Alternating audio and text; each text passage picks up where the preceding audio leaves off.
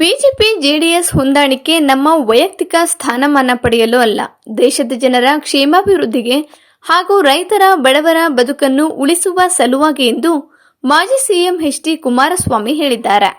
ಅರಕಲಗೂಡು ತಾಲೂಕಿನ ರಾಮನಾಥಪುರದಲ್ಲಿ ಇಂದು ನಡೆದ BJP JDS ಕಾರ್ಯಕರ್ತರ ಸಭೆಯಲ್ಲಿ ಮಾತನಾಡಿದ ಅವರು, 3 ಬಾರಿ ಶಸ್ತ್ರಚಿಕಿತ್ಸೆಯಾಗಿರುವ ನಾನು ಇನ್ನೆಷ್ಟು ದಿನ ಬದುಕಿರುತ್ತೇನೆ ಎಂದು ನನಗೆ ಗೊತ್ತಿಲ್ಲ. ಆದರೆ ರೈತರ ಬದುಕನ್ನು ಹಸನಾಗಿಸುವ ಸಲುವಾಗಿ ಈ ಬಾರಿ ಲೋಕಸಭೆ ಚುನಾವಣೆಯಲ್ಲಿ ಸ್ಪರ್ಧಿಸಿದ್ದೇನೆ. ಈ ಬಾರಿ ರಾಜ್ಯದ 28 ಕ್ಷೇತ್ರಗಳಲ್ಲಿ ಗೆದ್ದು ಮತ್ತೆ ನರೇಂದ್ರ ಮೋದಿ ಅವರನ್ನ ಪ್ರಧಾನ ಮಾಡಿ ಅವರ ಸಹಕಾರದಿಂದ ಮತ್ತಷ್ಟು ದೇಶ ಹಾಗೂ ರಾಜ್ಯದ ಅಭಿವೃದ್ಧಿ ಮಾಡುವ ಕೆಲಸ ಮಾಡಲಿದ್ದೇವೆ ಎಂದರು. ಅರಕಲಗೂಡು ಭಾಗಕ್ಕೆ ಹೆಚ್ಚಿನ ಅನುದಾನ ಸಿಗಲಿ ಎಂಬ ದೃಷ್ಟಿಯಿಂದ ಶಾಸಕ ಎ. ಮಂಜು ಅವರು ರೇವಣ್ಣ ಅವರ ಅಭಿವೃದ್ಧಿ ಕಾರ್ಯಗಳ ಬಗ್ಗೆ ಕೆಲವು ಮಾತುಗಳನ್ನು ಆಡಿದ್ದಾರೆ. ಅವರ ಮಾತುಗಳು ನೇರವಾಗಿದ್ದರೂ ಅವರ ಹೃದಯವನ್ನು ಶುದ್ಧವಾಗಿ ಇಟ್ಟುಕೊಂಡು ನೇರವಾಗಿ ಮಾತನಾಡಿದ್ದಾರೆ. ಆದರೆ ಕೆಲವರು ಹೃದಯದಲ್ಲಿ ಒಂದು ಮಾತಿನಲ್ಲಿ ಒಂದು ಹೇಳುವವರನ್ನು ನಾನು ಕಂಡಿದ್ದೇನೆ ಎಂದು ಶಾಸಕ ಕೆಎಂ ಶಿವಲಿಂಗೇಗೌಡ ಅವರನ್ನ ಉದ್ದೇಶಿಸಿ ಹೇಳಿದರು. ಹಾಸನ ಜಿಲ್ಲೆಯ ಜನ ಮಣ್ಣಿನಲ್ಲಿ ಜನಿಸಿದ್ರೆ ನನಗೆ ರಾಜಕೀಯವಾಗಿ ಬೆಂಗಳೂರು ಹಾಗೂ ಮಂಡ್ಯ ಜಿಲ್ಲೆಯಲ್ಲಿ ಬೆಳೆದಿದ್ದರೂ ಹಾಸನ ಜಿಲ್ಲೆ ನನಗೆ ಜನ್ಮಭೂಮಿಯಾಗಿದೆ. ನಾವು ರಾಜಕೀಯಕ್ಕೆ ಬರುವ ಮೊದಲಿನಿಂದಲೂ ದೇವೇಗೌಡರ ಕೈ ಹಿಡಿದು ಅಲ್ಲಿನಿಂದ ಇಲ್ಲಿಯವರೆಗೂ ದೇವೇಗೌಡರ ಕಷ್ಟಕಾಲ ಹಾಗೂ ನಮ್ಮ ಕೈ ಹಿಡಿದು ನಮಗೆ ಸಹಕಾರ ನೀಡಿದ್ದಾರೆ. ಎಲ್ಲ ಸಂದರ್ಭದಲ್ಲಿ ನಮ್ಮ ಕೈ ಹಿಡಿದ ಪರಿಣಾಮವೇ ಈ ಮಣ್ಣಿನ ಮಗ ಕೂಡ ಪ್ರಧಾನಿ ಆಗಬಹುದು ಎಂಬುದನ್ನು ಸಾಬೀತುಪಡಿಸಿದ್ದಾರೆ ಎಂದರು. ಕಾಂಗ್ರೆಸ್ ಸರ್ಕಾರ ಅಧಿಕಾರಕ್ಕೆ ಬರುವ ಮುನ್ನ ಮೇಕೆದಾಟುಗಾಗಿ ನಮ್ಮ ನೀರು ನಮ್ಮ ಹಕ್ಕು ಎಂಬ ಕಾಲ್ನಡಿಗೆ ಹೋರಾಟ ಮಾಡಿದ್ದರು.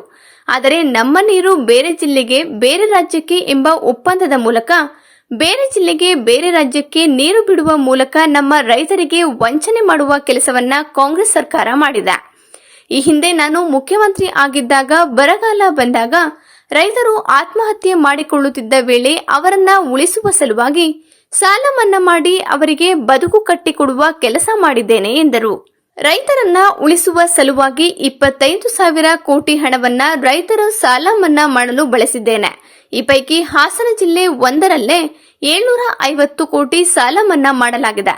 ಇದರಲ್ಲಿ ಯಾವುದೇ ಜಾತಿ ಜನಾಂಗವನ್ನ ಗುರಿಯಾಗಿಸಿ ಮಾಡಿರುವ ಕೆಲಸ ಅಲ್ಲ. ಎಲ್ಲಾ ಜಾತಿ ಜನಾಂಗದ ಸಾಲ ಮನ್ನಾ ಮಾಡಿ ರೈತರ ಋಣ ತೀರಿಸುವ ಕೆಲಸ ಮಾಡಿದ್ದೇನೆ.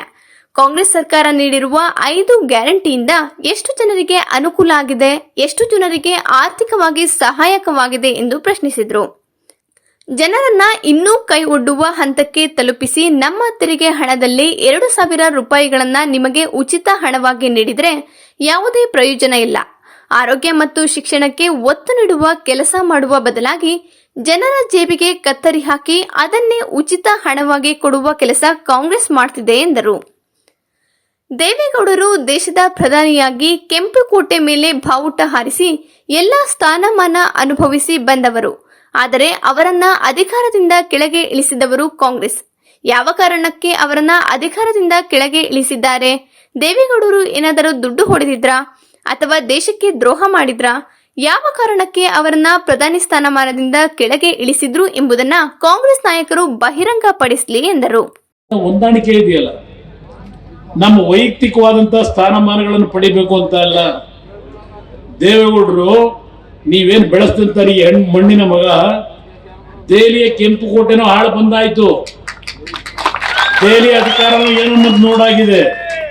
ಬಹುಶಃ ಅವತ್ತು ದೇವೇಗೌಡರು ಆ ಅಧಿಕಾರ ಬಿಟ್ಟು ಬಂದರಲ್ಲ, ಆ ಜಾಗದಲ್ಲಿ ಇನ್ನು ಯಾರೇ ಇದ್ದಿದ್ರು 5 ವರ್ಷ ಸಂಪೂರ್ಣವಾಗಿ ಅವರಿವರು ಕಾಲು ಹಿಡ್ಕೊಂಡು 5 ವರ್ಷ ಸಂಪೂರ್ಣವಾಗಿ ಅಧಿಕಾರ ನಡೆಸೋರು.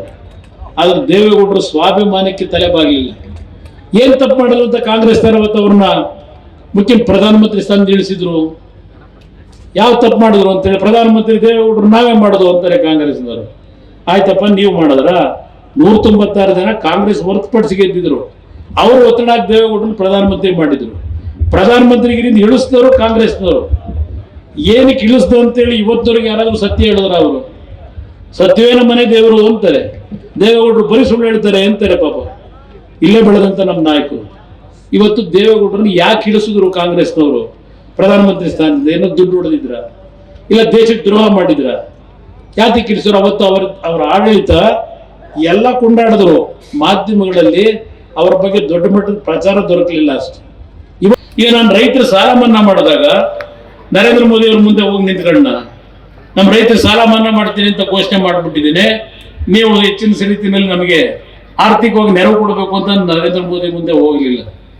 ನಮ್ಮ ರಾಜ್ಯದ ಜನತೆ 6.5 ಕೋಟಿ ಜನತೆ ನೀವು ಕಟ್ಟತಕ್ಕಂಥ ತೆರಿಗೆ ಹಣ ರಾಜ್ಯ ಸರ್ಕಾರಕ್ಕೆ ಏನು ಬರುತ್ತೆ, ನಿಮ್ಮ ಹಣವನ್ನ ನಿಮಗೆ ದಾರಿ ಎರೆದಿದ್ದೇನೆ 25,000 ಕೋಟಿ ಸಾಲ ಮನ್ನಾ ಮಾಡಿ. ನಿಮಗೆ ಇಲ್ಲಿ 2,000 ಹೆಣ್ಮಕ್ಳು ಕೊಡ್ತೀವಿ ಅಂತ ಹೇಳಿ ಈಗ ದುಡಿಮೆ ಮಾಡೋ ಕುಟುಂಬಗಳ ಆ ಶ್ರಮಜೀವಿಗಳ ಜೋಬಿಗೆ 4,000 5,000 ರೂಪಾಯಿ ನಿಮ್ಮಿಂದ ಕಿತ್ಕೊಂಡು 2,000 ರೂಪಾಯಿ ಕೂಡ ದೊಡ್ಡ ವಿಷಯವ ನಿಮ್ಮನ್ನು ಕೇಳಲಿಕ್ಕೆ ಬಯಸ್ತೀನಿ.